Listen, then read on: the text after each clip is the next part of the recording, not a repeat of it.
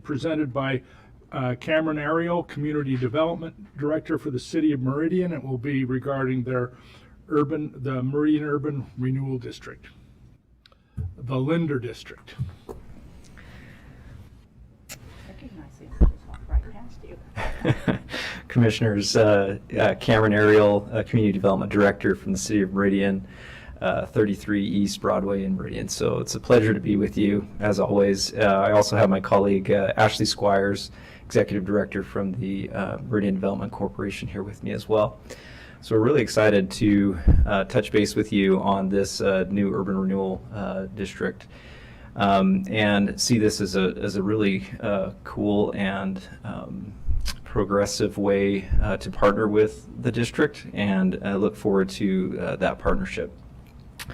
So I'm just going to kind of first give you just a brief update. As you know, Todd Lakey, the representative and legal counsel for MDC, was before you not too long ago, talking about the Northern Gateway and Union districts.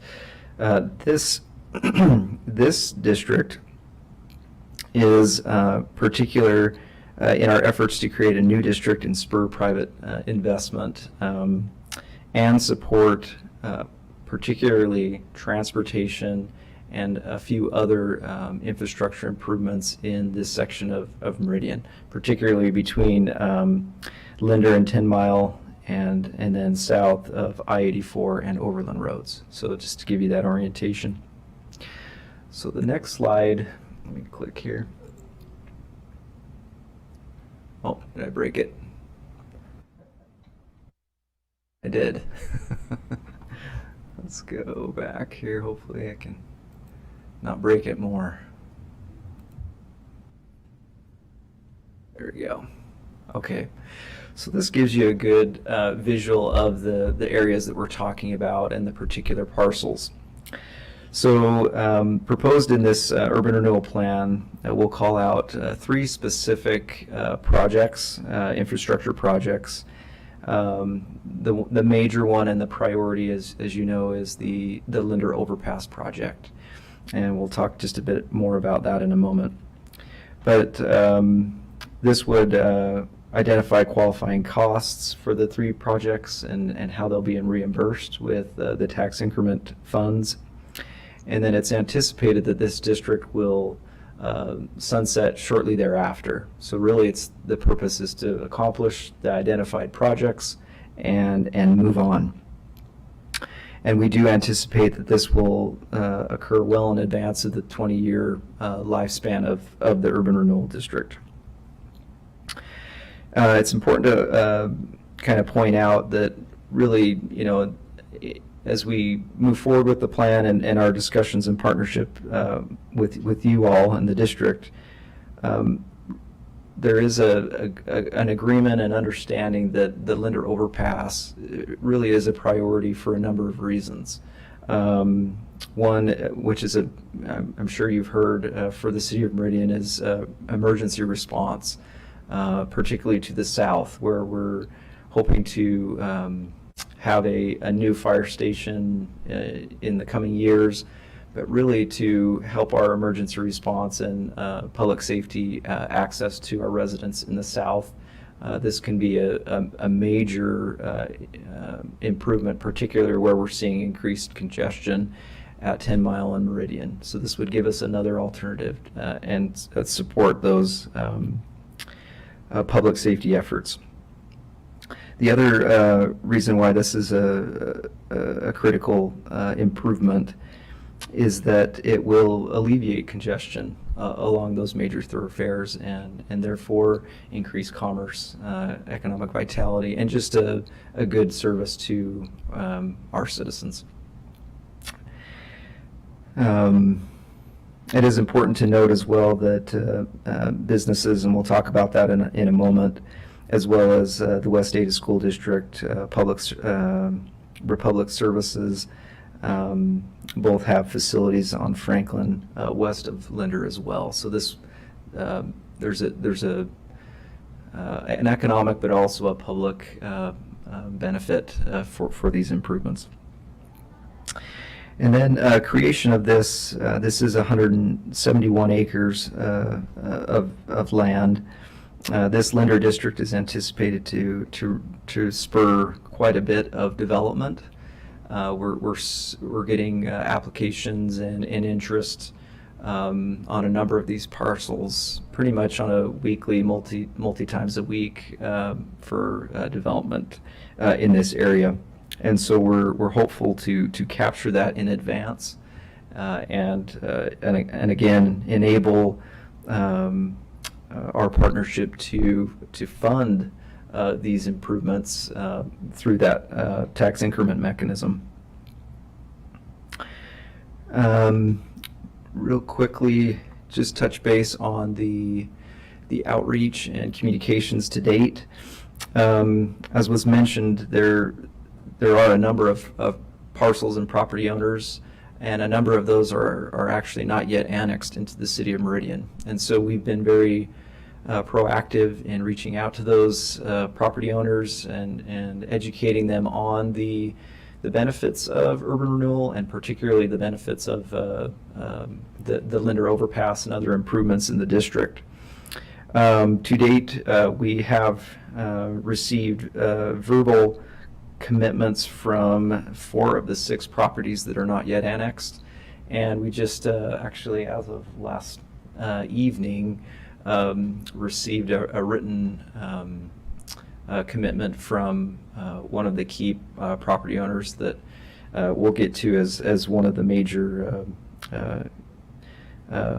project areas and parcels in this area. So we're pleased with the response we're getting from the property owners, and again, many of them looking to develop or partner in development as we go forward. The next slide, excuse me, particular to the Linder Overpass. So you can see, although not perfectly clear there on the left, is Linder Road, and in red is the particular area that this district would be able to fund.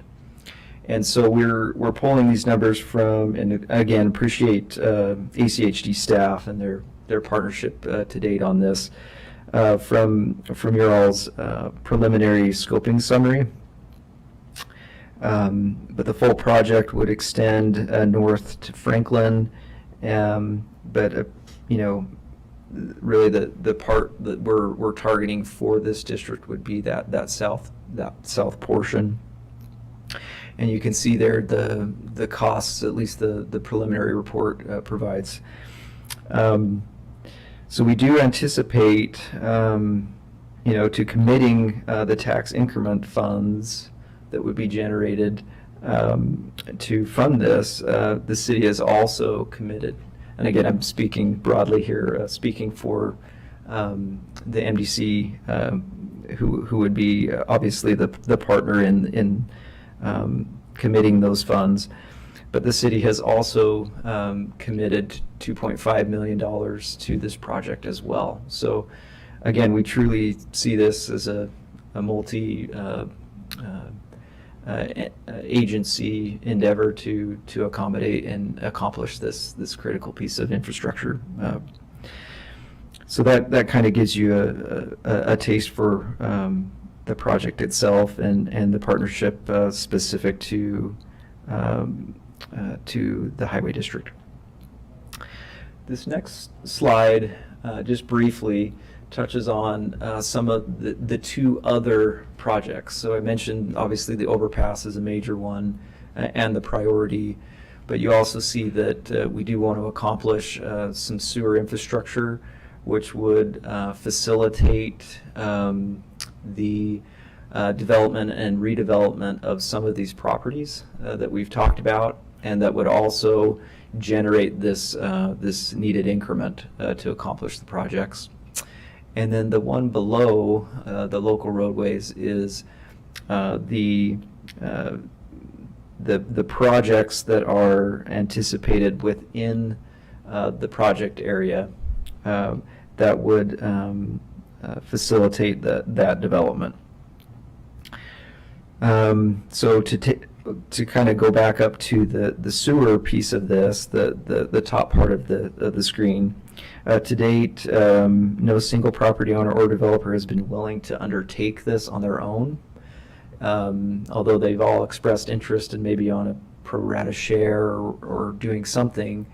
Again, this district and the associated increment would be able to facilitate that. And again, not speaking directly for MDC, but it's anticipated that there would be a reimbursement agreement arrangement with the development of these properties that then would be paid back through the increment. Financial projections indicate the installation of the sewer improvements early in the life of the district will generate the revenue necessary to fund the identified transportation improvements as well. So again, as we anticipate some pretty dense and intense investment in this district, that will generate the necessary increment to accomplish the projects. And then specific to the local roadways, it's important to call out that this was in the city's 2007 10-mile interchange area specific plan. Sorry, that's a mouthful. But we'll also provide for east-west connectivity within the district and minimize impacts to ACHG's overland arterial. So with the intensity, with the investment and the additional growth that will bring, these local roadways will become more important to alleviate congestion along overland. And then let me just click through to, again, just those three projects that we're talking about and the estimated costs of each of those. So again, the urban renewal plan is required to call out the planned improvements to be funded with the anticipated tax increment revenues generated by the district. And it's anticipated that the city and MDC's judicious efforts to establish a district, limited in size and scope, will generate the revenue to fund the needed public improvements. And so we,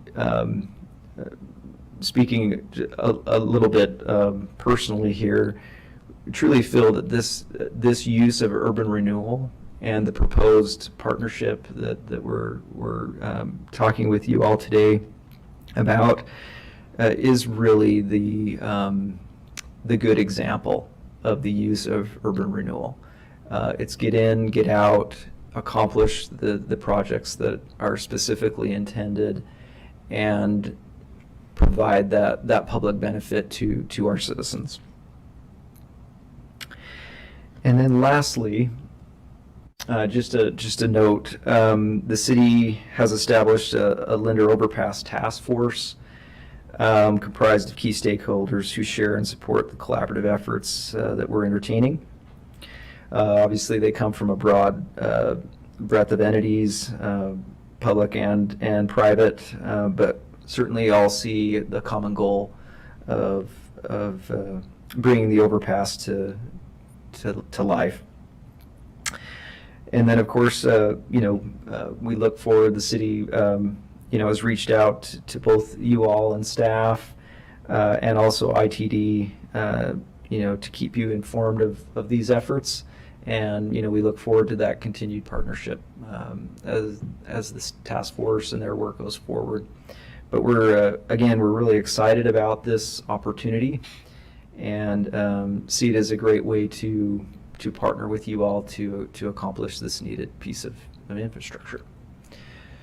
So with that, Commissioners, I'll stand for any questions.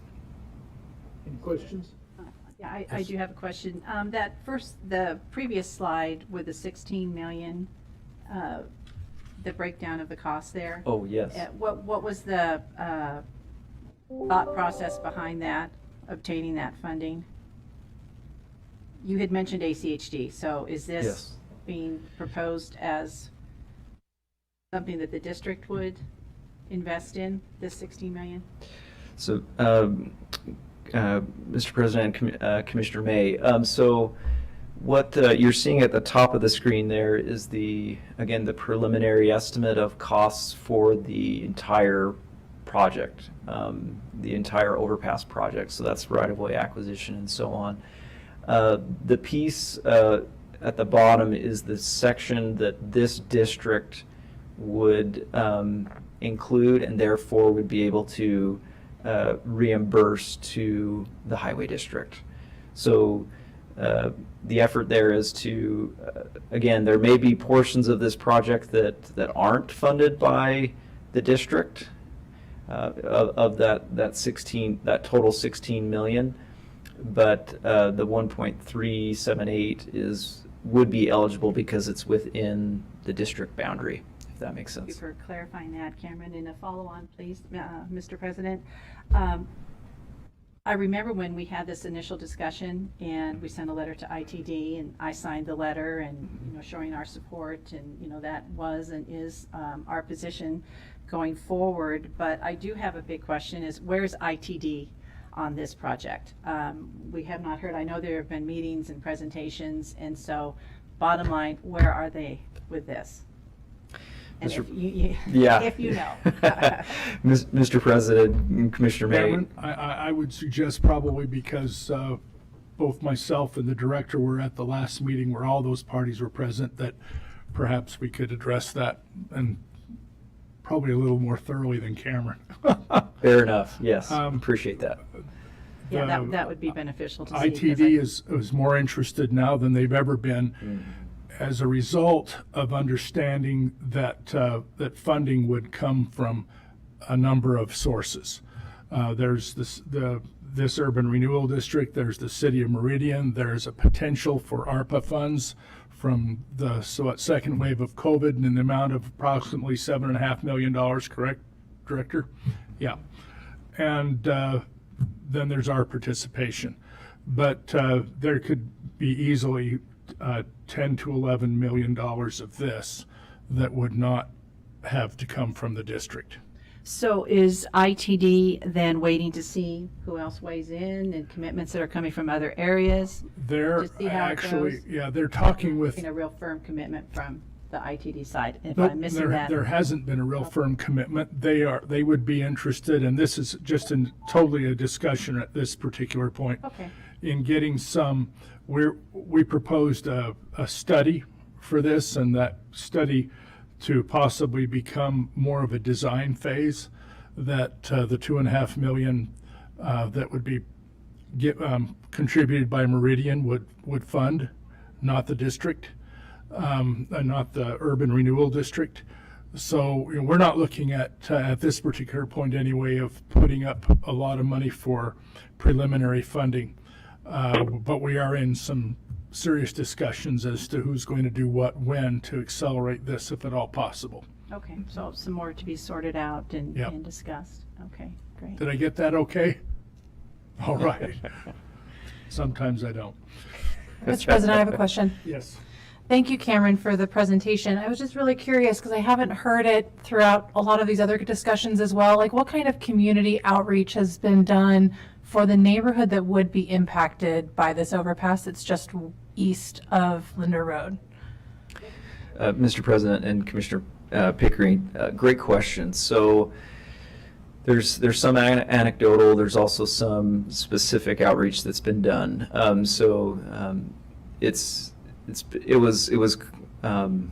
speak to the anecdotal first and then to the specific.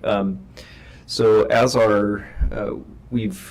we have a fairly new council, although some of them are in cycle, that as they were, campaigning and whatnot, transportation was a big issue for them, and in particular this area and this project. So that's some of that anecdotal door-to-door commentary that we're hearing from our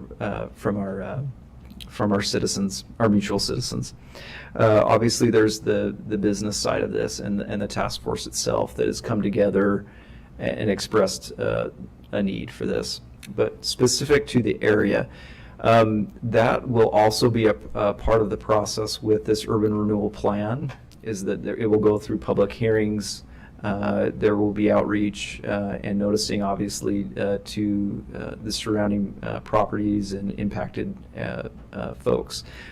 And we are looking forward to that, making sure that this plan is reflective of the community's wishes. So again, a mix of anecdotal as well as formal public outreach. Thank you. Mr. President. Yes. Yeah, thanks, Cameron. I appreciated the presentation a couple weeks ago on the other two urban renewal districts. And the urban renewal, those two, plus the ones from Boise and Eagle that we've looked at, and CUNA, include a circulation process for people who are not driving single occupancy vehicles. And so just looking at this appears to be exclusively single occupancy vehicle. I think I heard you say there's going to be housing, denser housing in that area, or is it just exclusively commercial development? Mr. President and Commissioner Hanson, so as of today, there's been no formal applications submitted for development. But that being said, we do know that a few folks that are interested in developing there are interested in mixed use development, but many of them are. But that being said, we know for sure that one of them is one of the major industrial developers. So as of yet, we don't know exactly what will go in there. But according to our zoning, it's a mixed use regional zone with some intense use. So we would anticipate a mix of that. Okay, that's my biggest concern is I don't see any of that. I think when we look at Linder, we're going to have a physically separated bike and pedestrian access over the bridge, over the highway, something we don't have yet along the way. There's also opportunities because the tax increment financing through urban renewal districts has a lot more flexibility than our ability to spend resources on bike and pedestrian facilities or even use impact fees for all these new developments that will come in here. We can't use their impact fees for that. But the urban renewal district can. And we've also shown the data that shows when you have multi-mobility options, the value goes up. So that returns on the property value investment. The other is Compass has identified the rail corridor just north of the freeway as high capacity. And that one I think everybody has agreed to, everybody in Meridian and across the valley, that's eventually going to be a high capacity corridor. That's not a very long distance from this development. And not having access except by driving over there to that short distance. So my suggestion is that you consider both the internal circulation, non-motorized circulation there, and circulation over, including perhaps a mid-mile bicycle and pedestrian overpass, so that people can get to the other side and circulate to points of interest in the southern, southwest part of the city without having to go out to a major collector. 10 miles, frightening for a cyclist. So to the extent we can address it on Linder when that gets built, but I think we can address it now, and it's a much less costly option, and it's eligible for URD funds, is to have a mid-mile bicycle and pedestrian connection, which then actually enhances the value of property to the north, not in that district, but so there's movement back and forth of workers as well as, to other points of interest. But as to how you're going to develop that if, maybe that's not the best place to put industrial, is right there on the pedestrian one, but there's closer to 10 miles. So all those options, but I really would encourage you to take the tools that we've developed on performance measures of bicycle and pedestrian circulation and movement and incorporate those into your analysis, because I think the value of the URD, when it addresses all modes, is much, much better than if the way in which a URD is designed says we're pretty much exclusively going to be using one mode of transportation. I think that's real critical. And of course, once you provide those options, that is congestion management. That gives people options so they don't have to go and drive. And it's so close to the center of Meridian and to points of interest on the north side of the freeway. I would really encourage you to look at that and incorporate those costs into the analysis. Mr. President and Commissioner Hanson, really appreciate that feedback, because that now is the time to kind of gather that, and as we formulate, the plan, we do want to make sure we look at all of that. So, point well taken, and we should definitely again include that in our partnership of exploring this. And just as an FYI, south of Overland, there is a tremendous amount of high-density development already completed. Yes. Yeah, car dependent, Mr. high President? density. Yes. All right, anything Mr. else? President? No, Can you hear thank me? you, Cameron. Oh, Dave is on. Yes, can you hear me? No, That's fine. just barely. You're kind of channeling Alexis from last week. Yeah. Okay. Well, Ran a barrel. okay, my little thing says it's working. I'll get closer to the speaker. I had a meeting with Mayor Simison last week, and the Linder Overpass was one of the major issues that we discussed. And two issues came up, and I wanted to bring them up. These are more along the lines of comments and not so much questions. But number one, from the standpoint, from Meridian's standpoint, their primary concern about roadblocks in the way of this Linder Overpass project going forward, their primary concern and thought is that the ACHD's funding issues are going to be the biggest impediment. And so what I want to do is encourage us to do everything we can to make sure that this this project gets the attention it needs, and that we find a way to get the funding in line. Now, I imagine that there should be, I would imagine, some state funding as well as federal dollars for this. And Mayor Simison indicated that the city of Meridian has designated something more than $6 million, I believe, in funds that they are willing to donate to the district to allow the district to build, one or more projects that are currently on the 5-year work plan, and with sort of the understanding that because we can do that, then we can reallocate those dollars toward this project. Now, I don't know any, I don't have all the details on the,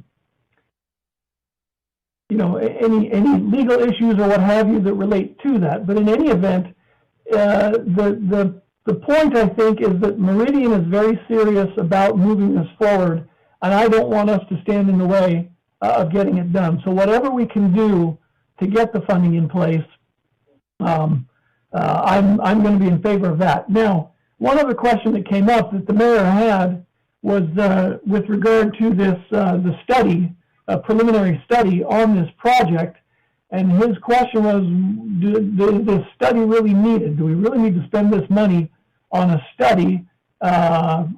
Is it really essential? Is it really needed? Or can we forego that and move on to other more important aspects of this project? Dave, that was a big part of our discussion the other day in the mayor's boardroom, and the answer to your question is yes.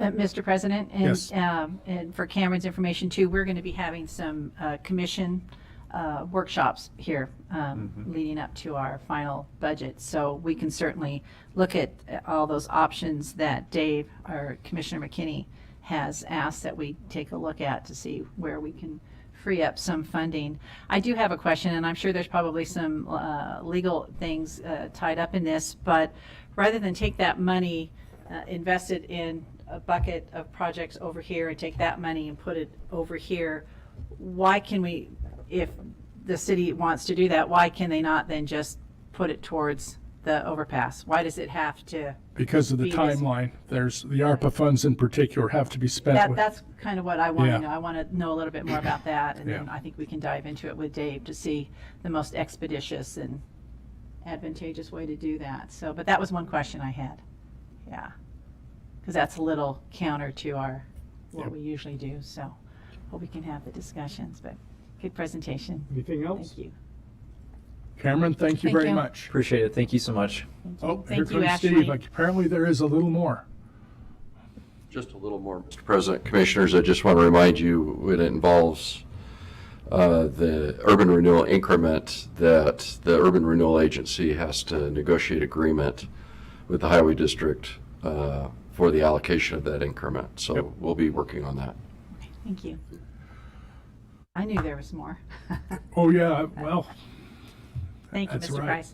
okay, well, it's 12 o'clock now, and so what we will do is have our director's report. Is it okay if we do that after our outside event?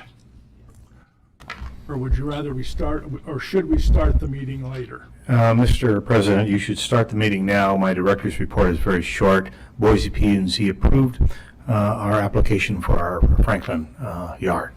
Oh, very good. What do you know? Thank you. Good news. Awesome.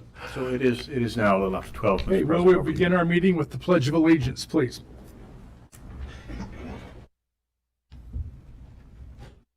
I pledge allegiance to the flag of the United States of America and to the republic for which it stands, one nation, under God, indivisible, with liberty and justice for all. Again, thank you for your presence. I know we promised food. We will begin the meeting with a motion to accept the agenda. So moved. Second. All in favor? Aye. Any opposed? Aye. The motion carries. And we'll go on to the consent agenda, of which the items there are considered to be routine and will be enacted by one motion. There will be no separate discussion on these items unless the commissioner or citizen so requests, in which case the item will be removed from the consent agenda and placed on the regular agenda, and all consent agenda items are commission action items unless noted. Is there a motion to accept the consent agenda? I move to approve the consent agenda. Second? Second. All in favor? Aye. Aye. Any opposed? The motion carries. On our regular agenda today, we have one item, which is resolution number 2356, a vacation of public right-of-way at Jocelyn Park Subdivision, Winnipeg Road LLC Subdivision, and Winnipeg Road. And this will be a request for adoption, and it is a public hearing. We will have a staff report from Dave Serdar, our right-of-way supervisor.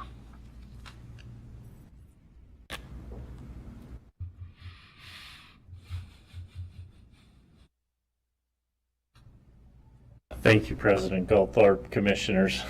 For the record, Dave Serdar, right-of-way supervisor, Ada County Highway District. This is a vacation for West Winnipeg Street for the Jocelyn Park Subdivision Number 1. ACHD right-of-way has received an application from CWJ Park LLC. Development Services has been working on this project as part of a development application. This vacation is a requirement of that application. The vacation is 0.089 acres. The appraised value is $76,300. This is a vicinity map of the area, a little bit far there. You can see the Winnipeg Street coming along here. It was a turnaround, so a cul-de-sac, and now it's going to be extended out. As you can see, this is a little more close-up where you can see the cul-de-sac a little better, and it's in red, of course. It is staff recommendation that the Commission adopt and sign Resolution 2356 authorizing the proposed vacation of public right-of-way as applicant has completed all necessary requirements. I'll remain standing for any questions. I have no questions, just a comment that I think it's wonderful that another small piece of property might be returned to the tax rolls. Yep. I just have a quick question. So do we know what that extension's going to look like? Is that just another dead-end street with a cul-de-sac that they're going to connect to, or is it actually going to connect to other public streets? It connects, so it's a through street, so there'll be some connectivity. Okay, that was my question. It's like, I'm not interested in a a long cul-de-sac in place of a short cul-de-sac at public expense, but if it provides some connectivity, that'll be good. That Okay. wasn't real clear. Thank you. Thank you. Okay, Mr. President, yes. may I ask a question about the shape of this particular property? If we can go back to one of the slides showing, yeah, there we go. It looks like that little notch there on the lower left, it looks like that is being left as right-of-way. Is there a reason for that?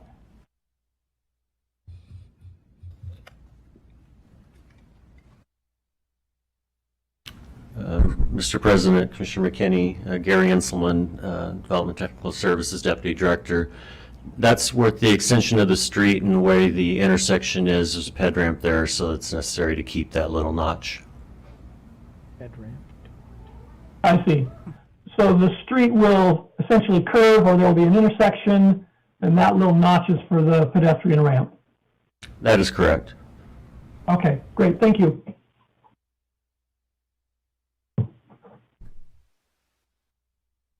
All right. Any other questions or comments? Thank you, Dave. Then this is a public hearing. Is there someone from the applicant that wishes to speak? Stacy, anybody online? Nobody has signed up. Anybody else? Going. Okay. Then we will close the public hearing, and the matter is properly before the commission for discussion and a motion. Mr. President, I would move that we adopt Resolution 2356, vacating the public right-of-way at Jocelyn Subdivision, Winnipeg Road. Is there a second? Second? All in favor? Aye. Aye. Aye. Any opposed? Then this motion carries. The final matter on the agenda is public communications. Has anyone wished to speak to us about anything, or has anyone indicated so on the Zoom? Mr. President, Yes. since our director's report was so short, I just wanted to put two requests in front of the staff. One is we had a fatality on Geckler Road on Monday. Someone was speeding, probably, very likely speeding. It was dark. It was very early in the morning, and they did not see the curve in the road to go over the canal. They hit a tree and was killed. So there's been a police report, because the police were out there all day. So I'd like to see that report and determine, and have our staff look into this to determine if there's some way. Apparently there has been other occasions where people going too fast south on Geckler don't navigate that curve to go over it. That tree looks pretty bad if you go down there. The second is I saw two different responses on the capital maintenance project on Surprise Way.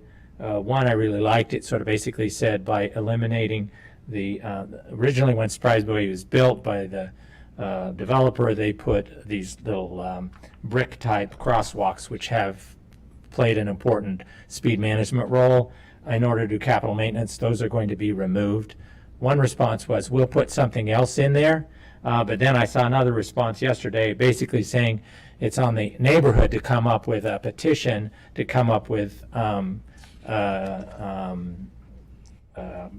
traffic calming or speed management. So I'd like to at least do an evaluation and have those speed management issues addressed by ACHD and not go through this very cumbersome process of making the neighborhood go through, because we are in fact taking away one of the speed management things. I understand from a maintenance standpoint why, but it's real important, I think, that we tell the neighborhood these are the designs that are going to help ensure that it is a major connecting point between Highway 21 and this new park and Amity.